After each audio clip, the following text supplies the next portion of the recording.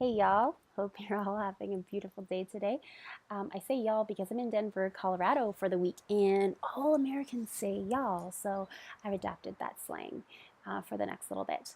Right now, I am, as you can see, this is a different background compared to my usual videos.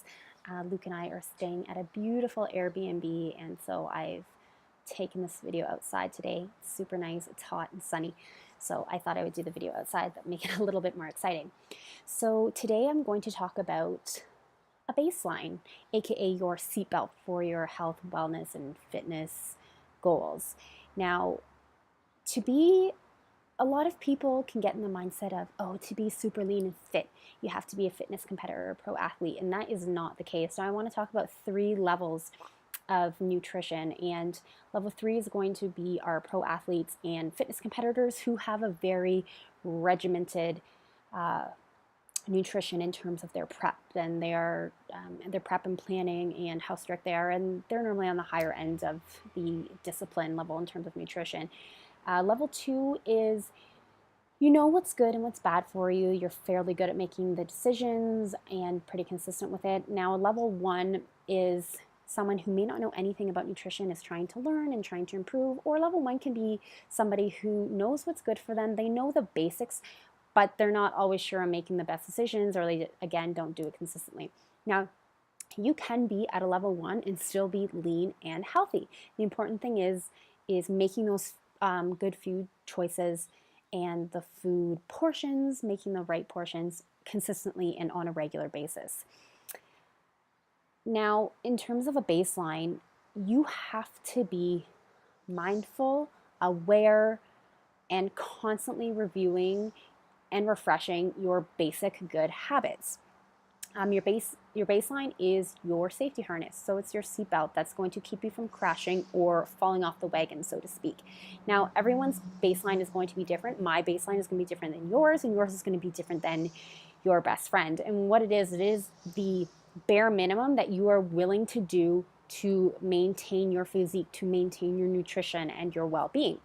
So the thing with the baseline is you can never go lower. You can't go to a 0, and you cannot go to a level of -5. You can always aim above your baseline, which is what you want to try and do on a daily basis. But once you meet your goal, once you get to that fitness level you want to be at, you have to be able to maintain. So in order to do that, you cannot go below your baseline. Now, how do you figure out what your baseline is? Well, I'm going to give you some questions to ask yourselves, to think upon, to reflect on, to help you figure out what that baseline is going to be. So you need to ask yourself, what do you value? What is truly important to you? What are you willing to trade? Why and why not? Because in order to get better, to look better, and to feel better, you're going to need to make some trade-offs. And if you're not willing to, give up fast food in order to lose a little bit of weight, then you have to be okay with that. So you need to figure out what you're willing to trade off and what you're not. You need to ask yourself, will your choices affect your health and your body composition?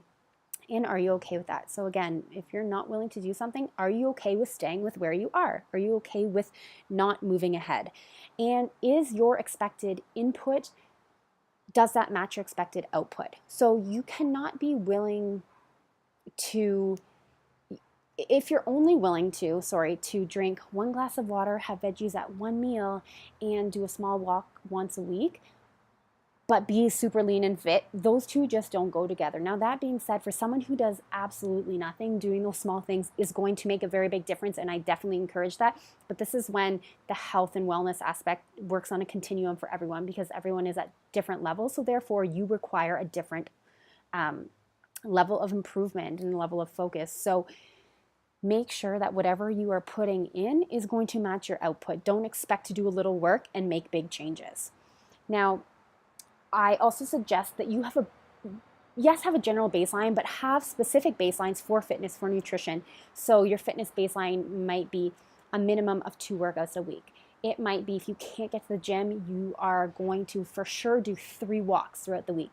And your nutritional baseline can be something like, if you can't get in your 2 or 3 liters of water, whatever it is you drink a day, you're for sure going to have 1 at every meal plus 1 before you go to bed. And if you're someone who eats out a lot, your baseline is going to be, you're not allowed to eat out more than twice a week. And that's the most that you can ever do. So having those in different areas and definitely a few points for your baseline is very important, not just one thing. Now, like I said, going below that baseline is a non-negotiable. And if you do go below it, you need to reevaluate that very fast. Getting to your goal, your ideal weight, your ideal body, your ideal fitness level, that's one thing. And then once you hit that, maintenance is a whole other ball game. You can't expect to get somewhere and then just be able to stop and relax and, you know, give everything up. And you probably won't want to do that because you're going to feel so amazing. But it's very important to have a baseline and to have that maintenance game plan in place because you're going to need it. And maintenance requires a very clear understanding of what your baseline is. So my question and challenge for you this week is, what is your baseline? Take those questions that I've thrown out there, sit down with them, figure out what it is, and don't just have it up in your head. Write it down, put it on your fridge, on your bedside table, some in your purse, somewhere where you're going to be able to see to it and refer to it, especially on the days when you're having a not so good day and you're not able to meet all your goals. You can review your baseline sheet and, you know, go from that to give you some guidance. But it is very important to have a baseline. I suggest everyone has one, especially when you get to that maintenance stage. So I hope you guys were able to pick up some good tidbits today. And if you don't have your baseline and if you don't know what it is, find out. Have a good one. Have a good rest of the day. And I will see you guys next week when I'm back in Canada. Bye.